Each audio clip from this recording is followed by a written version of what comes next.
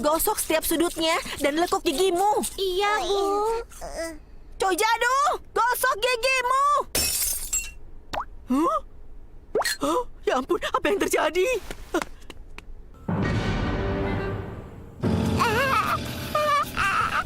Ya ampun, kenapa kau teriak-teriak? Ibu, itu ada. Apa ini? Apa yang kalian lakukan?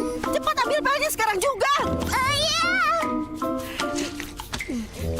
Kenapa kalian tidak segera mengepelnya? Baiklah. Benar-benar menyebalkan. Tunggu dulu, Bu. Ini bukan salahku. Botolnya jatuh saat aku mengeluarkan alat pelnya. Apa botolnya punya kaki? Bagaimana botolnya bisa jatuh?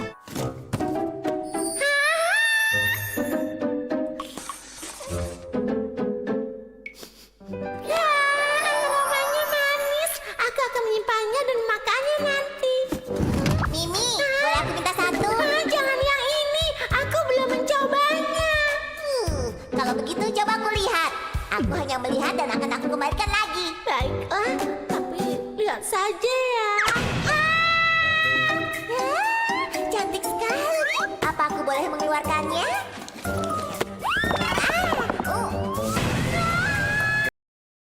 Di sini Ibu akan menjelaskan bagaimana macam-macam untuk strategi pembelajaran yang aktif pada di kelas rendah, yaitu yang pertama adalah mengidentifikasi serta menetapkan spesifikasi dan kualifikasi perubahan tingkah laku dan kepribadian anak didik sebagaimana yang diharapkan.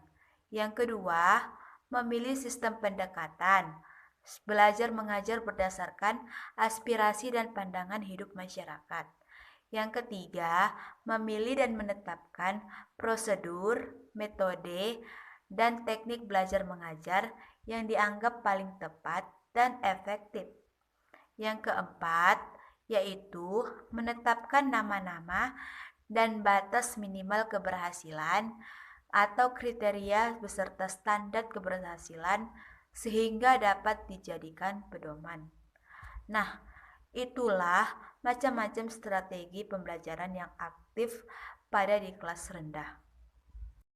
Adapun Ibu akan membahas mengenai materi kita, yaitu yang berjudulkan keluarga dan peranan keluarga. Apakah ada yang bisa menceritakan sedikit tentang keluarga beserta peran keluarganya? Baik, keluarga inti dan keluarga besar memiliki konsep. Konsep keluarga inti yaitu kesatuan antara suami sebagai ayah dan istri, sebagai ibu, serta anak dan keturunan mereka. Nah, konsep keluarga inti itu diikuti oleh beberapa bangsa yang menganut pandangan hidup individualisme.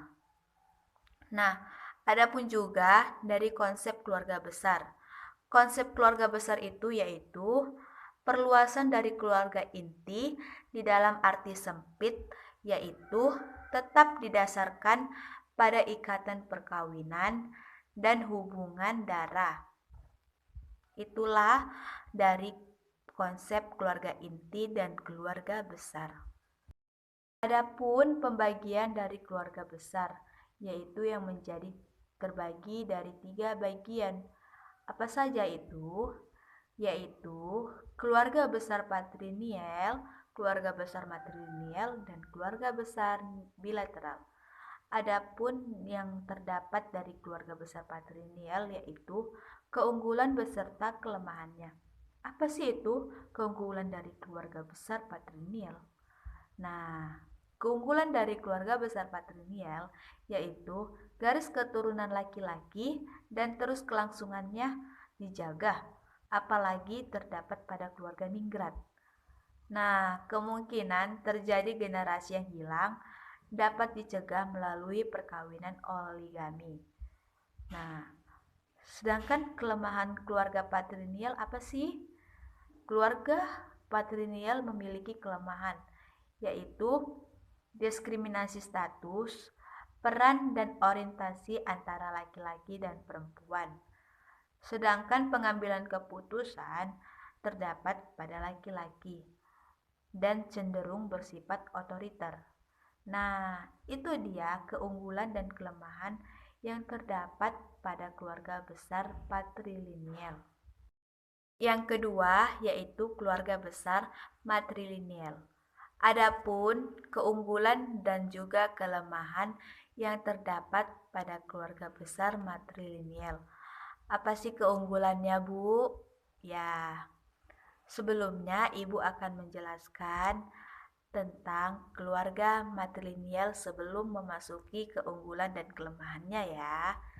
Keluarga besar matrilineal adalah yang mengutamakan garis keturunan pihak antara ibu, yaitu ibu yang mempunyai peran dan otoritas yang lebih besar dalam budaya keluarga. Tetapi peran otoritas tersebut dijalankan oleh saudara laki-laki ibu sebagai paman anak-anaknya nanti. Nah, di dalam pengembangannya dan pemeliharaan budaya keluarga berdasarkan adat syarah yang bersendikan kitabulah. Nah, keluarga matrilineal dianut oleh Masih Minangkabau yang ada di Sumatera Barat contohnya. Nah, sedangkan keunggulan dan kelemahan keluarga matrilineal yaitu keunggulannya yang pertama, perempuan menduduki posisi strategi di dalam kehidupan keluarga, walaupun perannya diwakilkan kepada paman pihak perempuan. Nah, itulah keunggulannya.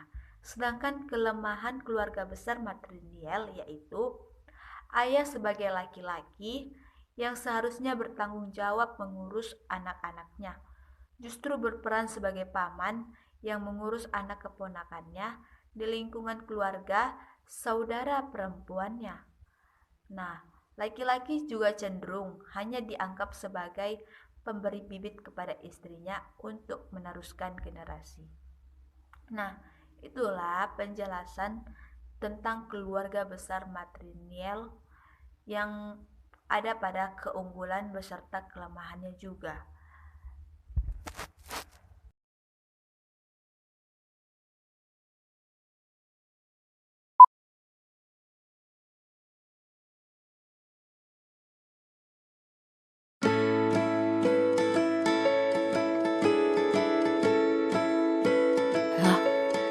Kok dimatikan TV-nya, Nak? Aku mau belajar, Nek. Dah, Nenek. Pintar ya anakmu, tahu jamnya belajar. Loh, Ibu lupa ya? Itu kan ajaran yang Ibu terapkan sama bapaknya sewaktu masih kecil dulu. Iya, kan Ibu yang mengajarkan kalau dari jam 6 sore sampai jam 9 malam, TV harus dimatikan. Oh, iya ya, Nenek lupa. Kalau bukan ajaran dari Ibu dulu, mana mungkin saya bisa ajarin anak-anak belajar seperti itu. Yang baik harus diteruskan, yang buruk ya ditinggalkan, iya kan Bu? Keluarga hebat, keluarga terlibat.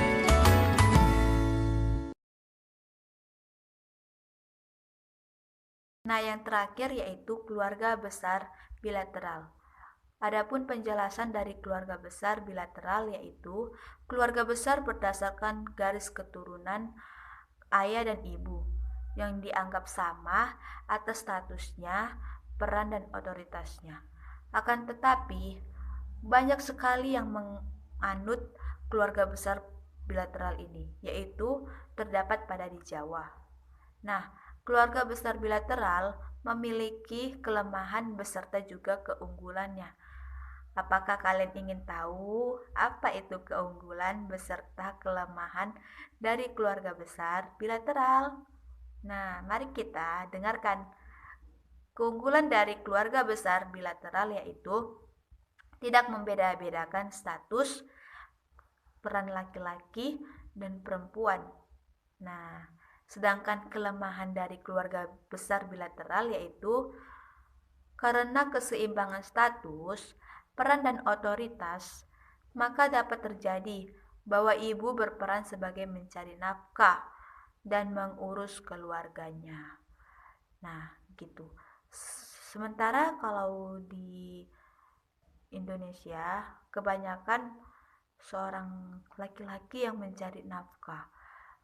Kalau ibu hanya beberapa persen yang bekerja sebagai IRT. Tapi kalau di dalam keluarga besar bilateral pada dianut untuk terbanyak di lingkungan Jawa, malah wanita yang mencari nafkah beserta mengurus keluarga. Nah, itu dia. Itulah yang bisa Ibu jelaskan yang terdapat pada keluarga besar patrilineal, matrilineal, dan bilateral. Apakah kalian tahu apa saja fungsi dari keluarga? Yang pertama, fungsi keluarga yaitu fungsi penerus generasi. Tujuan utamanya yaitu untuk terpenuhinya perkawinan, kebutuhan biologis atau seksual, dan lahirnya anak sebagai penerus generasi. Yang kedua, fungsi budaya dan sistem nilai budaya, yang dimana keluarga merupakan pusat interaksi sosial yang pertama, karena berlangsung lamanya dan terus-menerus. Maka terbentuknya sistem nilai budaya yang bersifat normatif. Perkembangan budaya dapat mengakibatkan terjadi perubahan sistem nilai dan kehidupan keluarga, yaitu ayah yang menjadi panutan keluarga. Perubahan sistem nilai yang dibawa ayah akan mewarnai sistem nilai budaya keluarga. Nah, yang terakhir yaitu adapun fungsi keluarga di dalam pendidikan, yaitu pertama adalah fungsi edukatif. Fungsi edukatif di mana yang mengarahkan keluarga sebagai wahana pendidikan pertama dan utama bagi anak agar dapat menjadi manusia yang tangguh, maju, mandiri yang sesuai dengan tuntunan keluarga yang semakin tinggi. Yang kedua, fungsi sosialisasi. Fungsi sosialisasi adalah anak keluarga memiliki tugas untuk mengantarkan dan membimbing anak agar dapat beradaptasi dengan kehidupan sosial sehingga kehadirannya akan diterima oleh masyarakat yang luas. Yang ketiga, fungsi proteksi, yang dimana keluarga sebagai wahana atau tempat memperoleh rasa nyaman, damai, dan tentram seluruh anggota keluarganya.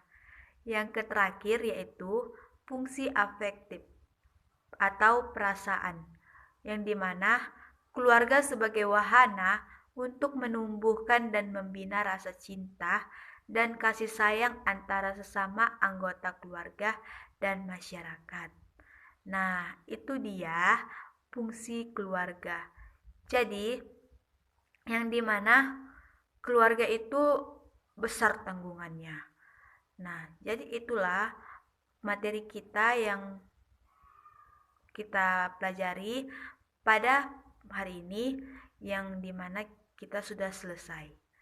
Nah, jadi kita sebagai seorang anak, janganlah untuk lari dari pertanggungjawaban kita, yaitu yang paling wajib adalah belajar untuk demi menuntut ilmu supaya kita tidak menjadi beban di dalam keluarga. Nah, sekian dari materi kita pada hari ini. Apabila ada yang salah di dalam penjelasan atau perkataan yang Ibu keluarkan, semoga anak-anak dapat memaafkan Ibu ya. Dah, mari kita semua tutup buku dan untuk memberes-bereskan bukunya dan masukkan ke dalam tas supaya kita pulang. Nah, mari anak-anak, salah satunya pimpin doa supaya kita untuk pulang.